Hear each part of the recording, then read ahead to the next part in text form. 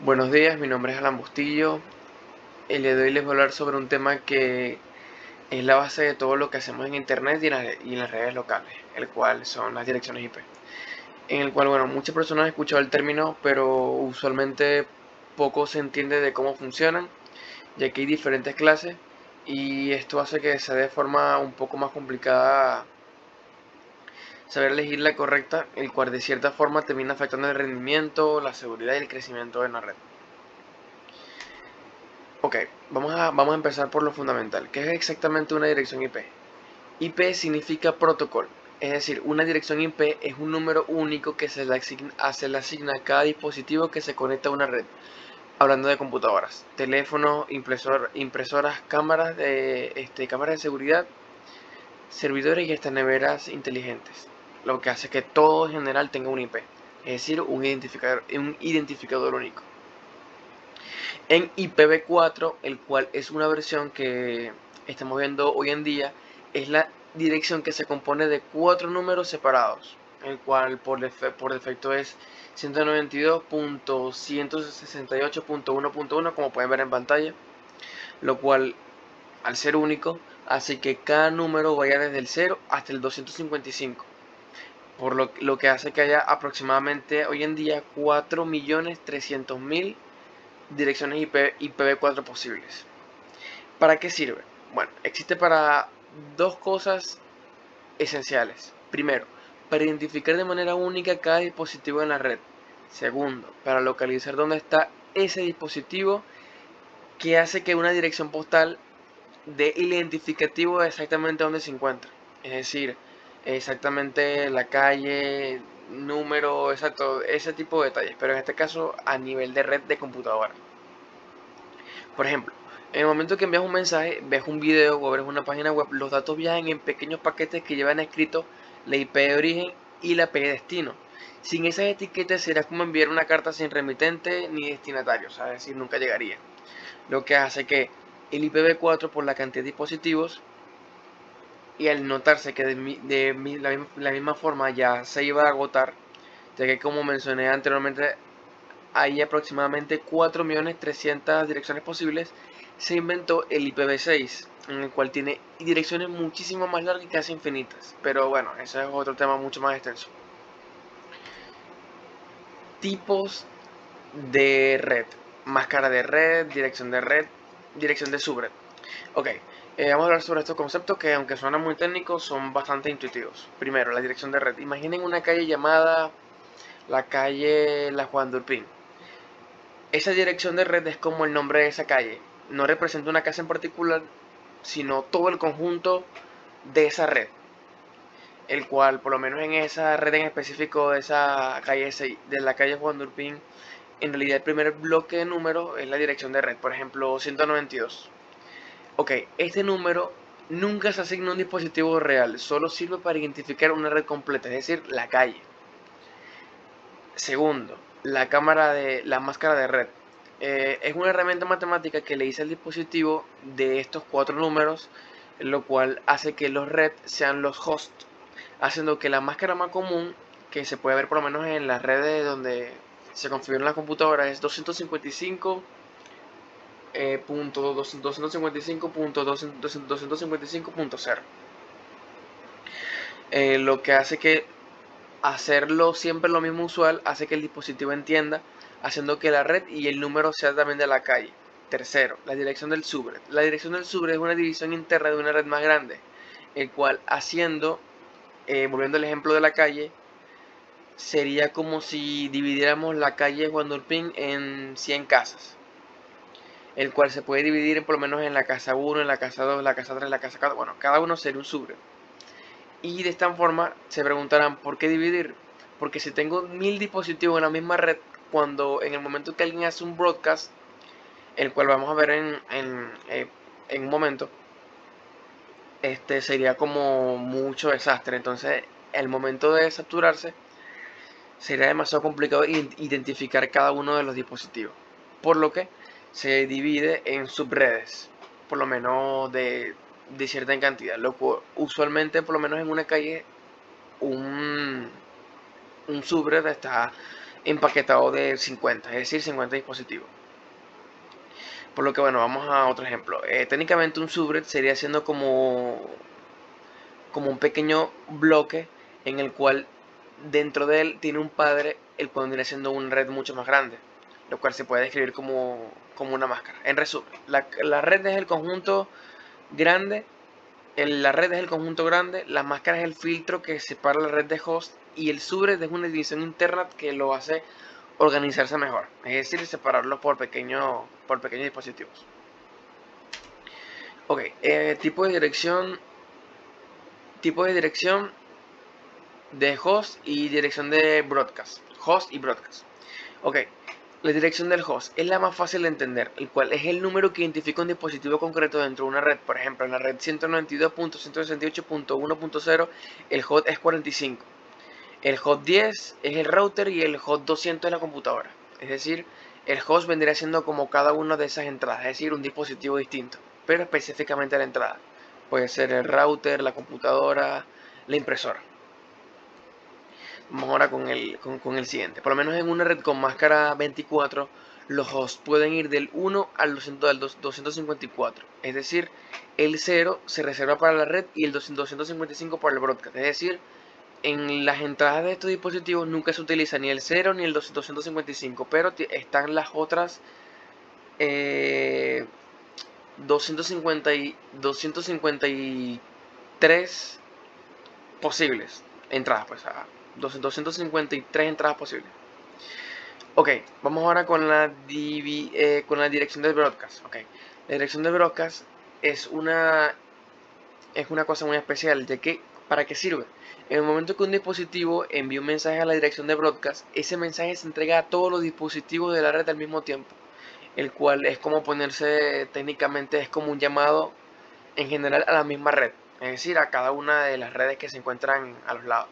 Volvemos al ejemplo de la calle, donde cada una de las casas es un subred y que hace broadcast. Es como que hace un llamado para conectar a todas las redes en lo mismo. Ok, vamos ahora con el siguiente. Vamos ahora con un tema un poco más complicado. Vamos con las clases A, B, C. Ok. Bueno, vamos con entonces que vendría siendo esta la diapositiva más importante, en el cual voy a explicar con los detalles las tres clases que nos interesan. Clase A. Del rango del 1 al 126, en el primer número, se preguntarán por qué empieza desde el 1 y por qué el 0 está reservado al mismo tiempo que el 127. Es porque es una red especial llamada loopback, el cual es como un espejo donde el dispositivo se comunica consigo de forma asíncrona con las demás.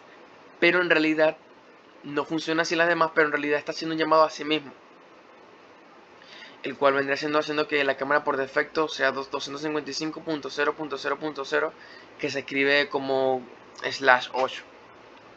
Hay otra cosa muy importante que se llama estructura, el cual esto vendrá siendo especificaciones muy técnicas, pero vendrá siendo como el primer número que identifica la red. Es decir, los números restantes que son por los dispositivos. Es decir, el último número vendrá siendo el identificativo del dispositivo que se está usando. En este caso, quienes usan las clases A de esta forma, que vendrá siendo como un llamado a sí mismo, pero termina siendo como un punto en el que todas las redes se conectan a él. Bueno, ¿quiénes son los que utilizan estas clases? Grandes corporaciones como gobiernos nacionales, proveedores de internet, la NASA y universidades muy grandes, donde muchas personas se conectan al mismo sitio. Ok, clase B. La clase B va por defecto como un tipo de estructura donde los dos primeros números son la red y los últimos dos son los hosts, en el cual para este tipo de redes hay 16.384 posibles entradas. Para no entrar más en detalles técnicos, ¿quiénes son los que usan estas clases? Las universidades medianas, hospitales grandes, empresas con varias sedes, gobiernos provinciales. Es decir, a diferencia donde todos se junten en uno solo, a pesar de que sí, se va a unir al mismo, es como en conjunto, es decir, a pesar de que son los mismos, terminan siendo como sedes distintas, en el que sí, se sobreentiende que pertenecen a lo mismo, pero se encuentran en redes distintas. La clase C. Esto es una estructura el cual vendría siendo que los primeros números son la red y el número del host, el cual para este sí tiene muchísimas redes disponibles para este caso. ¿Y quiénes son los que usan esta clase? Las pequeñas empresas, oficinas, cibercafés, redes domésticas y sucursales. En este caso, a diferencia de las otras dos, esta vendría siendo la que se conectan a las demás. O en el mismo caso también se pueden conectar entre ellas, pero de forma muy pequeña. Es decir, no hay una gran entrada, sino vendría siendo de uno, de dos, de tres. Así pues, muy pequeño en realidad, pues, para muy pequeñas conexiones. Que vendría siendo como si todo el mundo se conectara de la misma casa. Solo que un dispositivo uno con otro y ya. Ok, este dispositivo, el dispositivo número, por ejemplo, bueno, sí, como eso, por lo menos están por lo menos en una casa donde se encuentran cada uno de los dispositivos. Vamos entonces con la siguiente diapositiva. Ok, vamos a aplicar ahora algo mucho más simple. Por ejemplo, vamos ahora a aplicar esto como si fuese en escenarios reales. Vamos a empezar con la clase A. Clase A. Imaginemos que un país ha decidido crear una red única para todo el gobierno nacional, en el cual esta red se debe conectar 100 sedes ministeriales en diferentes provincias. Okay, teniendo en cuenta esto. Cada sede tiene entre 10.000 y 50.000 dispositivos, entre computadoras, teléfonos, servidores, cámaras y sensores. Bueno, también cámaras de seguridad. En total, se necesitaría un soporte para hasta aproximadamente unos 1 millón de dispositivos, 3 millones de dispositivos, lo cual se puede considerar que va a tener un crecimiento exponencial con el paso de los años y de entrada de cada vez más dispositivos. ¿Cómo afecta la elección? ¿Cómo afecta la elección del escenario a la clase A en este problema en específico? Bueno, que ayuda con una escalabilidad muy buena, porque por lo menos con 16 millones de hosts posibles se puede multiplicar por 3 su tamaño actual, lo que vendrá siendo que muchas más personas se pueden conectar directamente a las mismas redes. Lo que hace que si una provincia, por ejemplo, crece, solo se ajustaría el bloque sin tocar el resto del país específicamente en realidad. Y haciendo que la desventaja es que la tabla de enrutamiento pueda volverse compleja si no se planifica bien exactamente al ser una red tan grande. Ok, otra forma en la que puede afectar a la gestión, por lo menos el broadcast en este caso ya no sería como una calle donde hay cada red distinta, sino que sería un caos debido a millones de dispositivos, lo cual lo haría subdividirse en algo que es y segmentar en algo que serían las subredes aún más pequeñas todavía. Por lo cual, para este tipo de estructuras se usaría algo llamado región, provincia, ciudad, departamento. O sea, ya aquí empezaremos a aplicar un poco de la red lógica para crear este tipo de redes. O sea, sería un poco más complicado. ¿Cómo afectará la seguridad de usar la clase A? Por lo menos en este tipo de problemas. Bueno, la seguridad es el punto más crítico en este tema, ya que al ser una red tan grande y es un blanco mucho más atractivo para atacantes, en el cual si no se segmenta bien, un atacante se puede comprometer con un dispositivo de una sede en el que podría volverse lateralmente por todo el país. Exactamente, puede manipular cada una de las redes a las que esté conectado, dependiendo de lo que específicamente sea el propósito de la red. Porque en este caso, al ser de muchas ciudades, muchas provincias, podrían alterar por lo menos los cálculos, el inventario por lo menos del estado, el manejo de capital y todas estas cosas. Por lo que bueno, para este tipo de cosas se suelen utilizar los firewalls, los cuales internos, entre provincias, lista de control de acceso, segmentación por niveles de clasificación de datos públicos, internos, confidenciales, etc. Y bueno, y también tendría un monitoreo centralizado con sistemas, en el que al ser una clase A y al ser muy grande, requiere una inversión de hardware y un personal especializado que tiene que estar pendiente de esto. Lo cual, bueno, vendría siendo bastante grande y tiene grandes problemas de seguridad. Pero para eso grandes empresas invierten una gran cantidad de dinero para evitar estos problemas de seguridad. Escenario clase B. Ok, vamos con el clase B de la universidad residencial. Ahora pasemos a un escenario que es más típico que el de la clase A. Porque el de la clase A es usualmente como más aislado. O sea, se usa bastante, pero no es tan... No hay, por lo menos, siempre son más que todo usualmente los mismos. No hay tanto creación cada día de distintos, de redes tan grandes y gigantescas. Ok, vamos entonces con el escenario de la clase B. Ok, vamos con este escenario. Una universidad con 18.000 estudiantes y 2.000 docentes administrativos tienen 5 facultades principales en el mismo sitio. Ingeniería, medicina, derecho, ciencias, arte, etc. Y por lo menos cada facultad tiene un número de estudiantes. 6.000, 5.000, 4.000, 8.000, 10.000. Bueno, además, aparte de esto, cada facultad tiene bibliotecas, laboratorios y están las residencias estudiantiles y una red de servidores académicos, es decir, para almacenar cada uno de los datos de los estudiantes. ¿Cómo afectaría esto la escalabilidad? Bueno, al ser una capacidad total de 65.000 posibles entradas, en este momento, aproximadamente teniendo en cuenta de una universidad residencial, se usan aproximadamente unos 25.000 dispositivos en esta universidad en total. Estamos haciendo un cálculo de lo que podría ser un aproximado. Entonces, teniendo en cuenta estos números en una universidad residencial, hay aproximadamente unos 25 dispositivos, lo cual vendría siendo si cubre, es decir, este tipo de escenario de la clase B, estaría ocupando una muchísima menor cantidad de los hosts disponibles que ofrece en realidad la clase B. Es decir, que por eso lo estamos viendo. Por lo que bueno, si en tal caso se llegase a necesitar más entradas, es decir, más hosts, tendría que agregarse otra red clase B, otra clase. Por ejemplo, el más es lo mismo, con otro, pero con otra IP. Y se pueden rutar entre ambas para hacer una conexión. Pero no es el punto.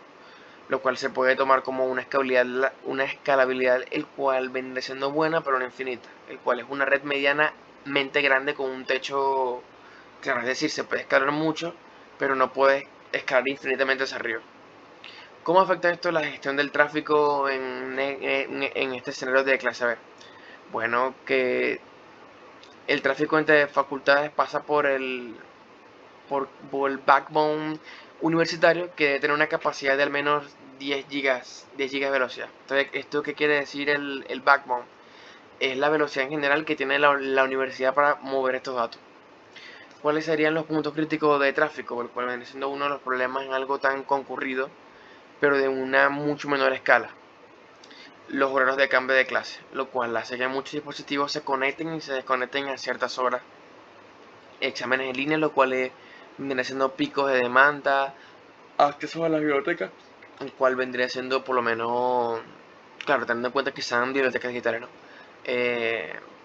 Mucho más tráfico de estudiantes entrando al servidor principal, consultando libros, más información, entonces vendría siendo un gran peso, pues. En este caso, ¿cuáles pueden ser las soluciones? Bueno, las soluciones podrían ser dar prioridad al tráfico académico sobre recreativo, por lo menos ya empezar que es lo que se hace comúnmente en este tipo de universidad, donde se utilizan este tipo de redes y servidores, se bloquean por lo menos redes como YouTube, Netflix, etc. ¿Cuál vendría siendo la ventaja, por lo menos de este caso? De que, bueno, el broadcast queda confinado a una cantidad mucho menor.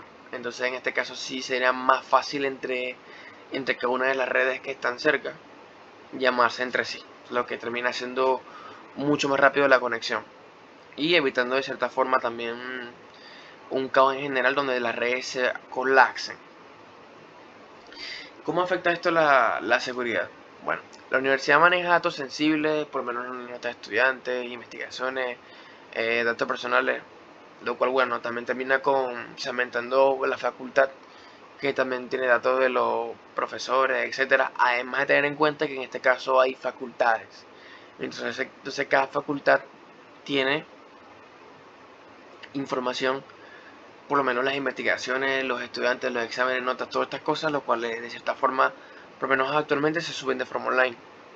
Entonces, bueno, vendría siendo un problema de cierta forma. Sin embargo, bueno, para este tipo de redes se suele subdividir en las residencias estudiantiles, es decir, se crea residencia, subresidencia para los estudiantes y se separa las redes para lo que es el sistema académico. O sea, vendrá siendo parte del mismo enrutamiento, pero más grande para la facultad, redes más grandes para datos importantes y redes más pequeñas para los estudiantes. Es decir, vendrá siendo que para la universidad tendría una mayor cantidad de velocidad de la red y ocuparía cada vez un ancho mayor de esta velocidad, haciendo que por lo menos los estudiantes tendrían mucha menos, teniendo en cuenta que cada vez vendría siendo como un problema también de seguridad, por lo que también de cierta forma se les va limitando a los estudiantes la entrada a este tipo de ingreso a la parte administrativa del sistema universitario. Ok, por lo menos otra de las formas en las que se puede solucionar este tipo para problemas de red vendría siendo Wi-Fi de invitados, el cual se aísla totalmente de la red académica. Las cámaras de seguridad también se aíslan también de las redes estudiantiles, perdón, universitarias, lo cual termina también otros problemas, por lo menos cuáles son los riesgos comunes en este caso con respecto a este tipo de conexión. Hay muchos estudiantes que por lo menos intentarían hackear la red por aprendizaje, por malicia.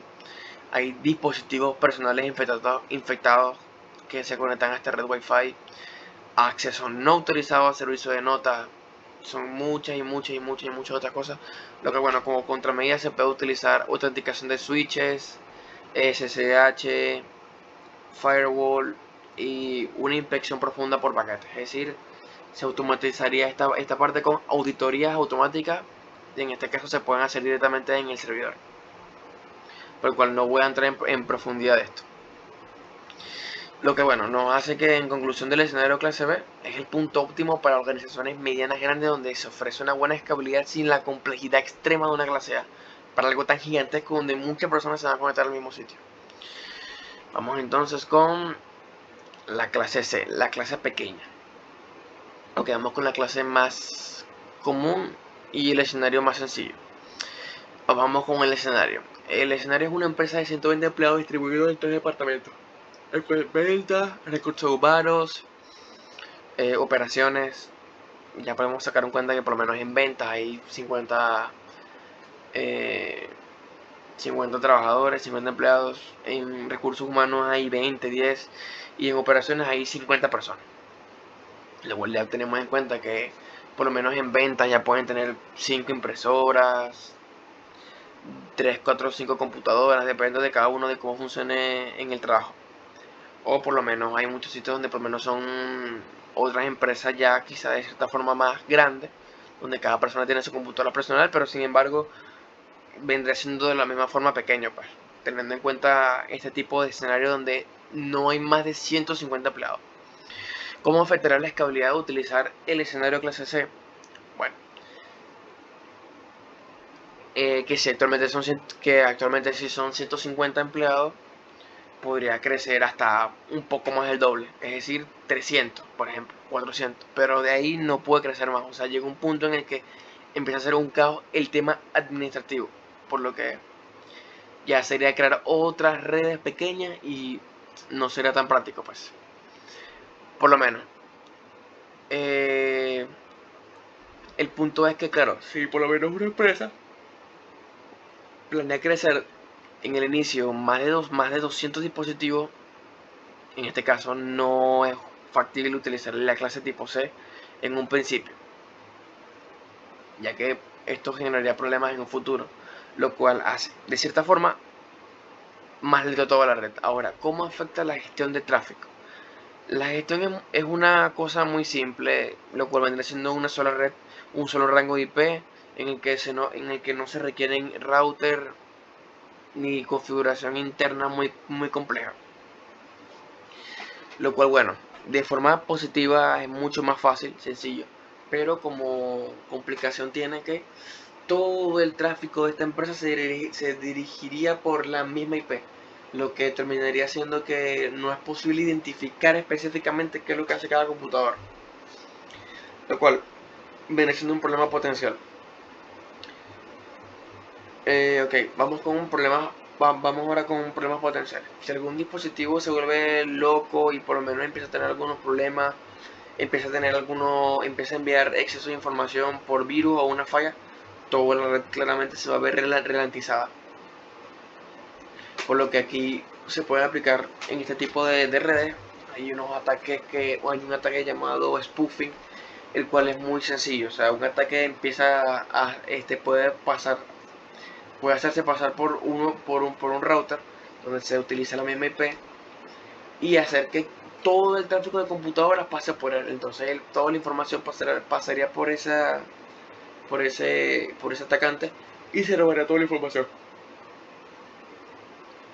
Bueno, otro problema potencial sería que no hay aislamiento natural dentro del departamento, sino que por lo menos ventas tiene el mismo servidor que recursos humanos y de los trabajos normal y así sucesivamente. Entonces sería un problema en el sentido de que cada una de las redes estarían muy comunicadas. Entonces no habría, en caso de un ataque, no habría esa forma de diferenciar cada uno de los servidores. ¿Cuáles serían, por lo menos, de cierta forma, cómo afectaría la seguridad utilizar el escenario clase C? Bueno, ya hablé del spoofing, donde cualquier persona puede interceptar el tráfico ajeno. Broadcast Storm, el cual vendría siendo un dispositivo infectado que puede saturar la red. Acceso lateral, que el simple hecho de que si alguien entra por lo menos por una de las computadoras de venta, ya tiene total acceso por lo menos a recursos humanos, por ejemplo, lo cual vendría siendo un gran problema. Y de esta forma vendría siendo también un problema a la hora de auditar. ¿En qué sentido? Ya que todo está junto en un mismo sitio y todos usan el mismo IP y el mismo broadcast, es complicado diferenciar cada una de las computadoras para hacerles una auditoría en su área en específica, lo cual lo hace mucho más complicado. Bueno, por lo menos también en este caso sería mucho más difícil bloquear las entradas externas, ya que se utilizaría un solo firewall, por lo que no se pueden hacer exclusiones de conexiones de red en específico. Tiene ciertos problemas en realidad. Y bueno, en conclusión del escenario clase C, es barata, simple y suficiente para empresas muy pequeñas, menos de 300 dispositivos, menos de 400, lo cual esto depende también del tipo de red en específico que se utilice. Pero por lo menos si tienes planes o tienes pensado hacer una gran inversión de crecimiento, no es factible empezar por la clase tipo C, ya que hacer este cambio de migración suele ser bastante problemático. Ok, vamos ahora con la comparativa final. Vamos con escalabilidad. Escalabilidad viene siendo de la clase A muy alta, ya que hay muchos hosts disponibles para conectar un nuevo dispositivo, lo cual es ideal para proyectos, bueno, pues de pequeños sin preocuparse por la cantidad de personas nuevas que entren a conectarse. Clase B, bueno, media, ya que viene siendo también muy grande, pero no podrían entrar más de por lo menos más de 65.000 personas en este caso. Ya vendría siendo como ese su tope, pues. A menos de que hagas otras divisiones, lo cual vendría siendo ya muy complejo para esto. Clase C. La escalabilidad de clase C ya vendría siendo muy pequeño, ya que para redes muy pequeñas, ya que si crece tienes que emigrar y esto realmente es muy problemático y muy costoso. Vamos ahora con la comparativa de gestión de tráfico. La clase A es compleja pero potente. Requiere enrutamiento jerárquico, sus redes bien planificadas y protocolos dinámicos como OSFR, el cual hace que el broadcast quede confinado a otras subredes pequeñas si se segmentan bien, si se dividen bien. Clase B, el cual lo hace controlable y manejable, por lo menos con sus redes hace que tenga un buen balance entre simplicidad y rendimiento. Clase C, simple hasta que crece, en el sentido de que es una red plana en el que en el momento que crece y hay que dividir es muy problemático, por lo que no es muy práctico que digamos. Seguridad, vamos a comparativa de seguridad. Clase A, difícil, sí, directamente eh, es difícil de mantener la seguridad si inicialmente todo se conecta de la misma forma y no hay una subdivisión específica para almacenar la cantidad de personas que entran, lo cual vendría siendo muy difícil y costoso de implementar, muy caro, lo cual vendría siendo el coste de monitoreo también demasiado alto para administrar la optimización del sitio, del servidor en este caso, y que no se caiga en estas cosas. Clase B. Para este tipo la seguridad de este tipo sí sería muy en un punto de equilibrio bien, ya que se puede aislar departamentos, aplicar políticas a cada uno de estos y se puede aplicar un costo que es razonable para las medianas organizaciones. Clase C, básica, bueno, por naturaleza, es su configuración plana por defecto, es vulnerable, requiere switches y gestionar muy bien el firewall para tener un nivel aceptable. El cual, bueno, lo hace terminar siendo que, bueno, en el resumen final, si tienes un país o una multinacional, clase A. Si tienes una universidad o hospital grande, utiliza la clase B. Y si tienes una empresa pequeña o una casa, utilizas la clase C. Bueno, llegamos al punto final en el que, bueno, vamos a cerrar con la idea clave y luego para finalizar. Bueno, primero, la IP. La dirección IP es la base de las comunicaciones en redes, en el cual sin ella no hay internet, no hay correo ni videollamada. Es fundamental entenderla, es imposible conectarse. Los tipos de direcciones de red, en este caso recordemos que son las máscaras, subred, los juegos, los broadcast, no solo son teorías, sino que cada uno cumple un rol específico que en la red cumple la forma de que todos se conecten de forma ordenada y eficiente.